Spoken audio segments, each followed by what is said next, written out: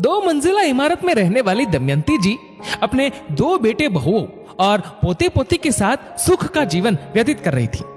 लेकिन एक खालीपन सा था उनके जीवन में। अक्सर कहती, बस भगवान अब तो उठा ले।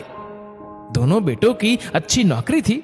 दोनों बहुएं भी एक दूसरे के साथ सामंजस्य बनाकर साथ रहने की कोशिश कर रही थी। यूं तो जहां 4 बर्तन होते हैं वहां आवाज होना स्वाभाविक है। छोटी मोटी नोकझोंक को छोड़ दे तो दोनों में कोई ज्यादा लड़ाई झगड़ा नहीं हुआ करता था।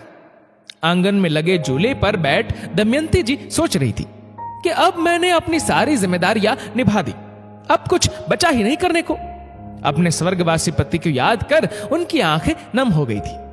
तभी उनकी पोती आई। दादी की आंखों में आंसू देख कहने लगी, दादी आप क्यों रो रही है? किसी ने आपसे कुछ कहा है क्या?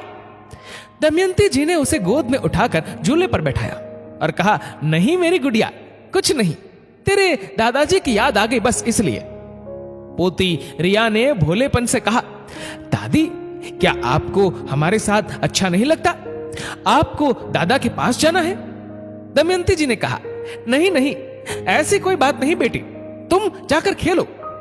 दमयंती जी सोचने लगी कि काश उनके पति जीवित होते तो आज उनसे अपने मन की हर बात कर लेती, लेकिन वह तो मुझे इस भावसागर में अकेला छोड़कर चले गए। रिया दौड़ती दौड़ती अपनी मां के पास गई। उसने कहा, मां दादी रो रही है, उन्हें दादा के पास जाना है। रिया की बात सुन दमयंती जी की बहू उनके पास आकर कहने लगी, मां क्या हुआ है? आप अक्सर ये बात बोलती है, अच्छा नहीं लगता, हमें ग्लानि होती है कि हम आपको अच्छे से नहीं रखते। दमयंती जी ने जवाब दिया, नहीं बहू, कुछ नहीं, बस हो गया सब कुछ, अब तो बस भगवान उठा ले, कुछ बचा भी तो नहीं। तुम लोग दोनों अपनी अपनी जिंदगी में खुश हो। तुम लोगों को खुश देखकर मेरा मन तृप्त हो चुका है, बस अब उनके पास जाना चाहती हूं। तभी उनकी बहू ने कहा, मां जीना और मरना कब हमारे हाथ में रहा है? ये ईश्वर के हाथ में ही तो है।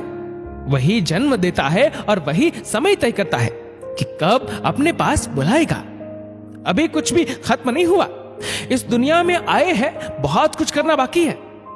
आपके लिए बहुत अच्छा काम है मेरे पास, क्या आप करेंगे? दमयंती जी ने कहा, अभी क्या करना है, सब तो कर चुकी हूं।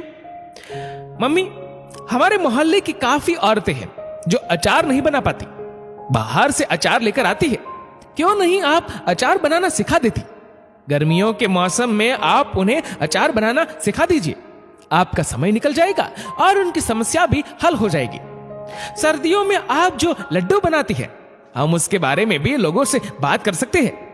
आपके हुनर को व्यर्थ ना जाने दे, मैं भी आपकी मदद करूंगी। मैं जानती हूं हम हमारे जीवन में इतने व्यस्त हो जाते हैं कि आपको समय नहीं दे पाते, लेकिन क्या करें, संभव नहीं हो पाता मम्मी। जब तक जिंदगी है तब तक उसे जीना चाहिए।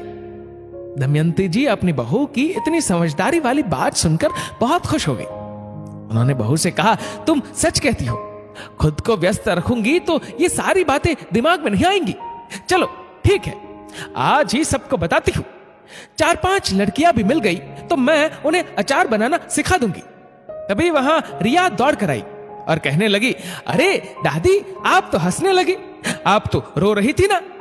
दमयंती जी ने कहा, हाँ गुड़िया, मैं तो रो रही थी, पर तेरी मां ने मुझे हंसा दिया। चलो अब हम कुछ आम खरीद कर लाते हैं। जी हाँ दोस्तों, जिंदगी के किसी भी पड़ाव पर यह ना सोचे कि अब आपकी जिंदगी खत्म हो गई। बहुत कुछ बाकी रहता है, बस कोशिश करती रहनी चाहिए। दोस्तों, ये कहानी लिखी है पायल धाबलिया ने। आपके इस वीडियो के बारे में क्या राय है नीचे कमेंट करके जरूर बताएगा। और वीडियो अच्छा लगा हो तो इस वीडियो को लाइक करेगा, शेयर करेगा ज्यादा से ज्यादा लोगों तक। और ऐसे ही और भी इंस्पिरेशनल वीडियोस के लिए सब्सक्राइब करें हमारे the Hindi motivation YouTube channel को और फेसबुक पर फॉलो करें हमारे द हिंदी मोटिवेशन पेज को। धन्यवाद।